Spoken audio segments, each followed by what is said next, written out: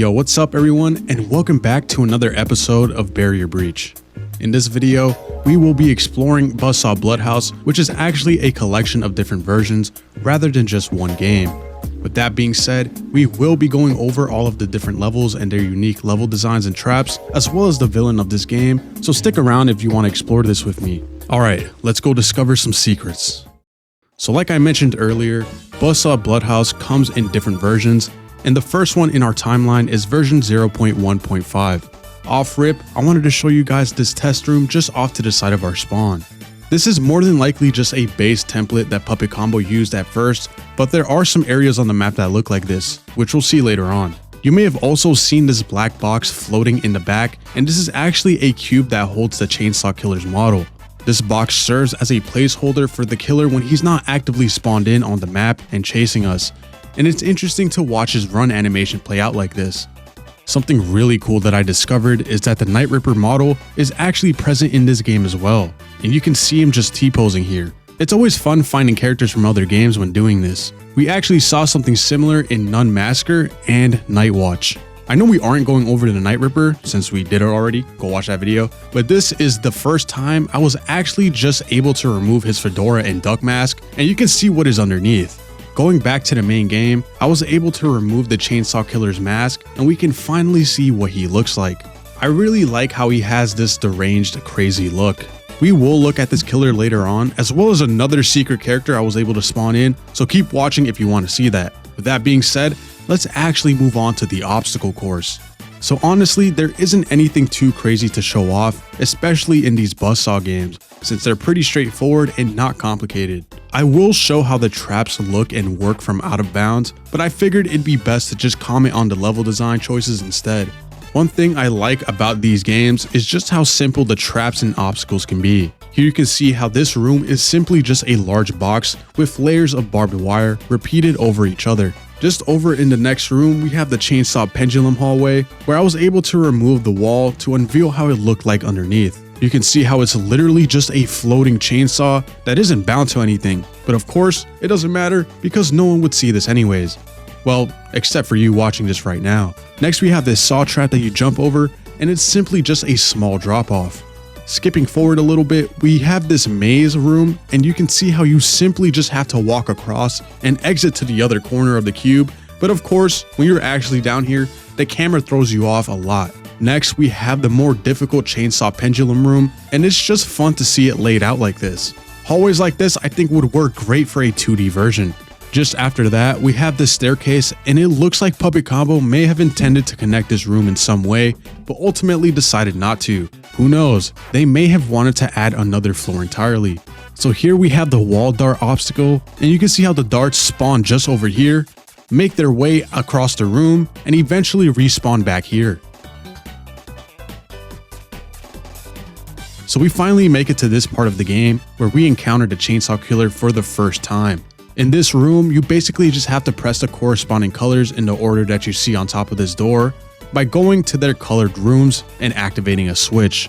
The Chainsaw Man spawns from the door you're trying to open and begins chasing you immediately. Finally, without staying on this version too long, we have the final boss room where we have to fight the Chainsaw Man again. Unfortunately, he didn't spawn in for me, which I'm assuming is because I kept messing with his model and spawning in those other ones. So let's just have one final look at this entire layout before moving on to the next version.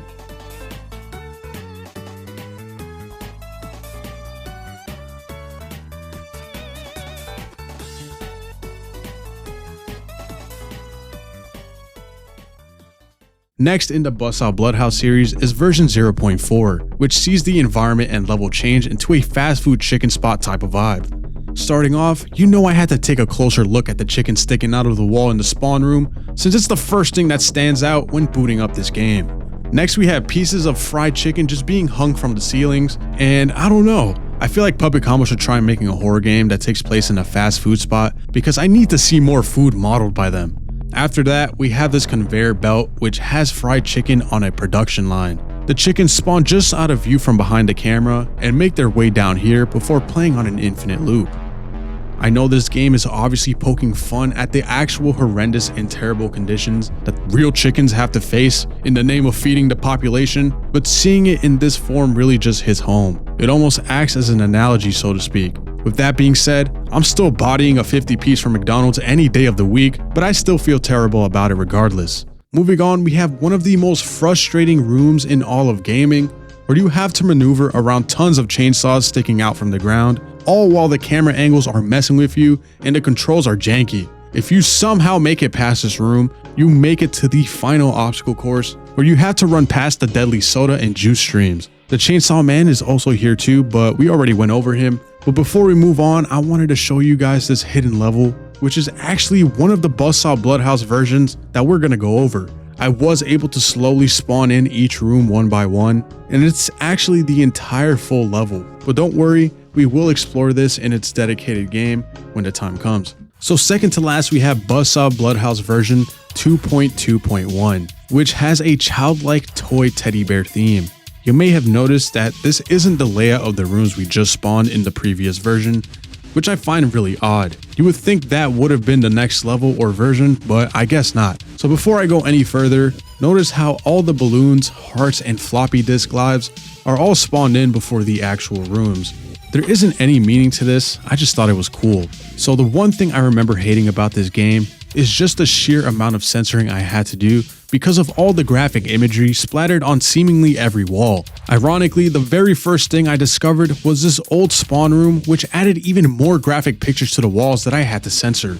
Just over here, we have this room that has a door right in the middle, and for some reason, it's just an empty hallway that leads to another door on the other side. One interesting thing I found is that we can actually see reused rooms and traps from other versions, such as these intermission hallways, barbed wire catwalk, and saw pit. There's also this door that leads to nowhere, but would have been a cool shortcut to skip some traps, since you can even see a rectangle cutout of some sort. Something that always creeped me out was this random out of place room that holds animal statues. One of them is definitely a statue, but I don't know about the other one.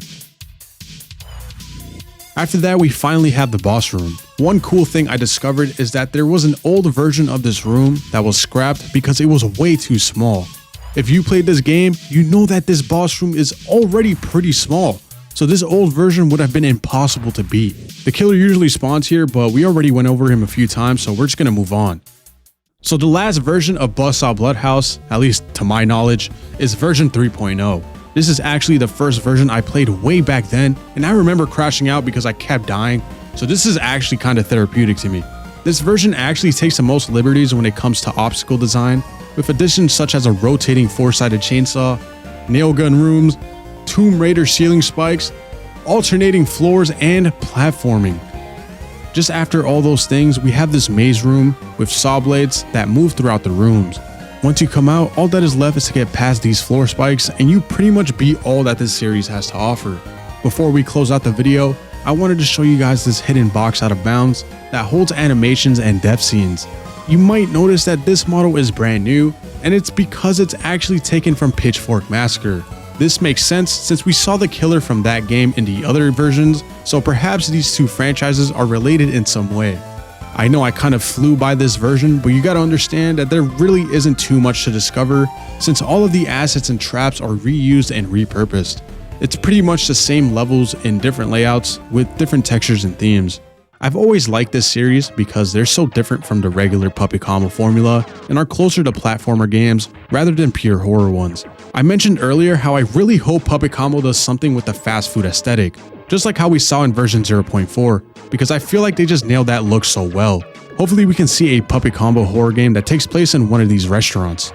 Anyways, that's gonna be it for me, and I hope you all have a good one. See you next time.